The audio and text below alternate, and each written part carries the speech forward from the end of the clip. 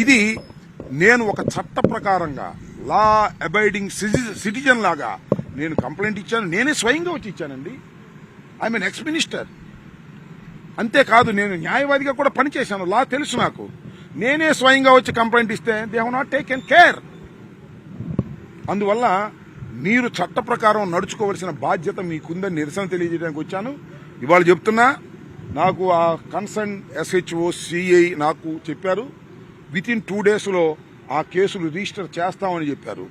Register కాకపోతే మళ్ళీ ఇక్కడైనా చేస్తా, SP ఆఫీస్ ముందైనా ధర్నా చేస్తా, నిరసన తెలియజేస్తా. ధర్నా కూడా కాదు, నిరసన.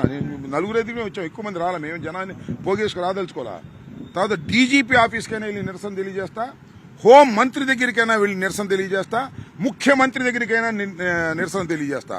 నిరసన తెలియజేసే హక్కు ఈ ప్రజాస్వామ్యంలో అందరికీ ఉంది, నాకు కూడా ఉంది. నేను చట్టబద్ధంగానే వ్యవహరిస్తున్నాననే విషయాన్ని కూడా గుర్తుపెట్టుకోండి. పోలీసులు పక్షపాత ధోరణితో ఏ విధంగా లోకేష్ చెప్తే ఆ విధంగా మా కార్యకర్తలను హెరాస్ చేస్తున్నారు. మేము ఇచ్చినటువంటి కంప్లైంట్స్ మీద పట్టించుకోవటం లేదు. ఈ రోజు కూడా మీరు యూట్యూబ్ ఓపెన్ చేసి చూడండి, జగన్మోహన్ రెడ్డి గారిని ఎంత భయంకరంగా తిట్టిస్తున్నారో లోకేష్ గారు.